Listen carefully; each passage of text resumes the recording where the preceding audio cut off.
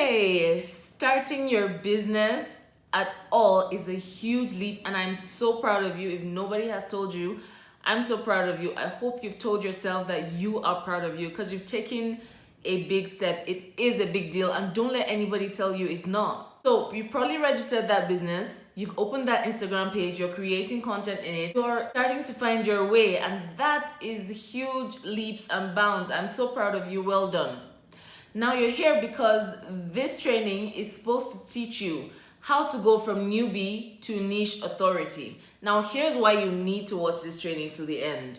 You're starting out, you're experienced and you have expertise, but you're new on the online service business space. You're new with trying to get strangers, complete and absolute strangers, to trust you enough to put themselves in your hands, to trust you enough to deliver the service that you're saying you can deliver. The reason you want to build authority, why you want to establish yourself as an authority, is because when people are looking for who to help them, they would like to go to somebody who is accredited, somebody who's an authority, rather than somebody who seems to just be starting out.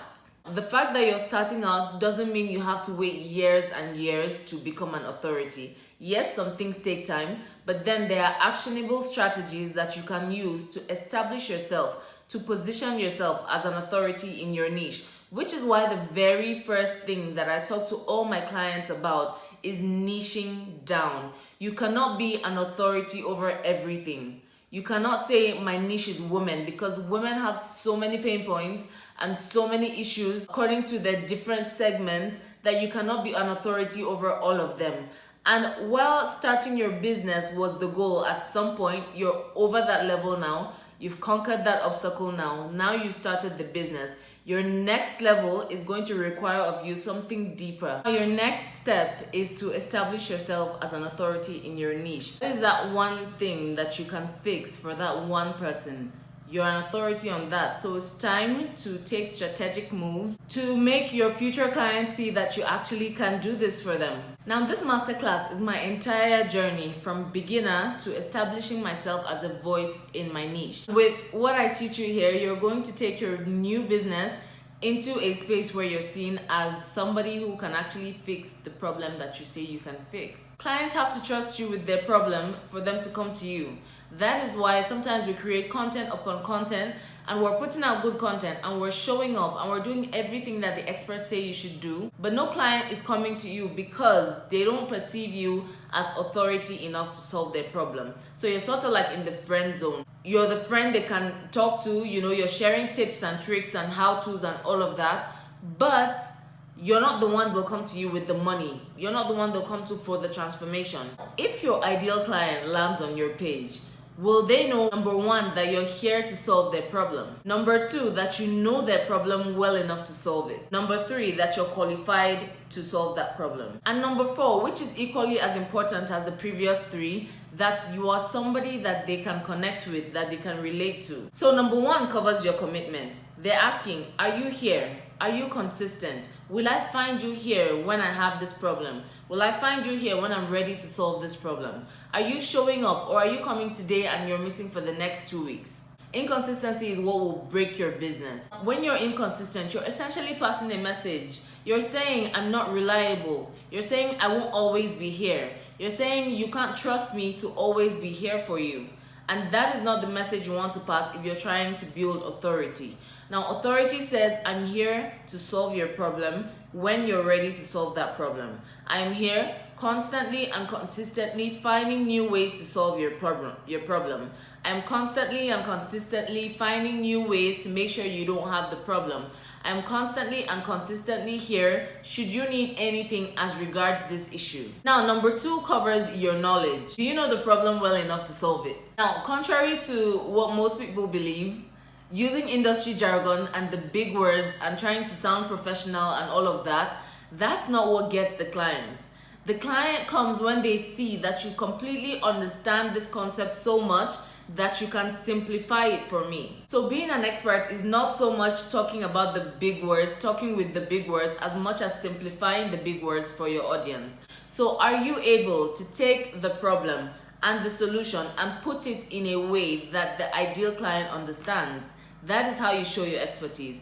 That is how you build authority. Part 2 of showing your knowledge as regards establishing authority is being able to provide quick wins to this problem. If you can share actionable tips for your ideal client to use and get results, then they're going to come to you for the long-term transformation because your actionable tips worked. Your actionable tips went ahead of you and told them that if you can provide small wins for them to use, then whatever it is that you're offering that is paid is going to be of service, is going to actually do what you say it'll do. Plus, if you're able to give something that provides wins free of charge, then let's all imagine what your paid service is going to be like. Say for example, you're a fitness expert that specializes in losing weight for new moms, for example, right? Your actionable tips and your content is going to be something like 3 ways to make tasty avocado or 5 replacements for vegetable oil, right? That's going to help short term,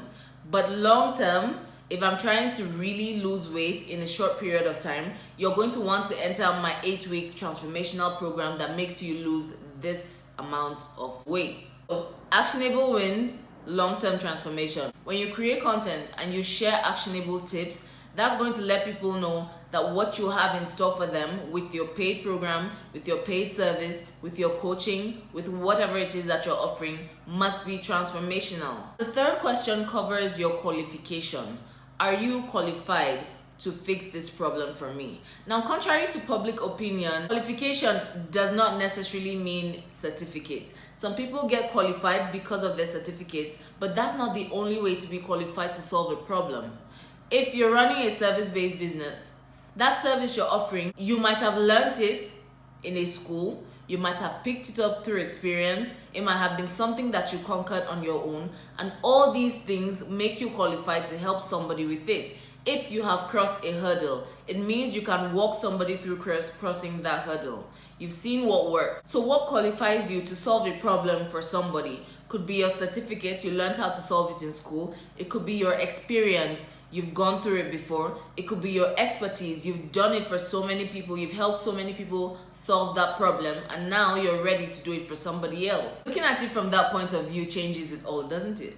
If you check the people that you look up to or the people whose pages you check, they're constantly letting you know they are qualified to handle this problem that you have. Now, like I said, I'm going to keep this short and sweet and straight to the point and actionable. Our last thing to check is your network. What connections do you have? Who knows you on the online space? Who do you relate with? Who can vouch for you? And you get that by building relationships. You get that by looking out for people. In turn, they'll look out for you. You have to be relatable to do that. You have to be human. If you're on there trying to be someone you're not, or trying to show something you're not, or trying to give a different impression from what you actually have, being fake shows. There's only so much of another person you can be before you get stuck.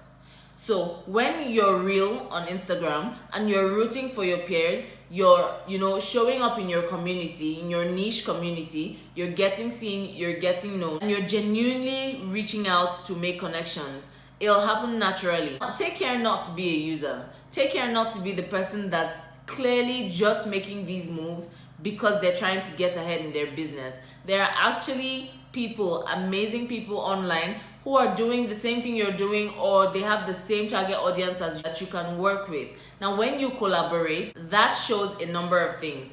It shows your audience that 1, you are secure in what you're bringing to the table, so you must have something special. Number 2, it shows that the people in your industry respect your opinion. So again, short and sweet, actionable and straight to the point. If you're building an online service-based business, then these are the ways that you can use to build authority in your niche. You have to show up and be consistent. You have to not be afraid to share your knowledge. You have to go out there and tell people why you're qualified to fix their problem. And you have to be human. You have to show the amazing person that you are. If you're watching this, that means you're on my email list.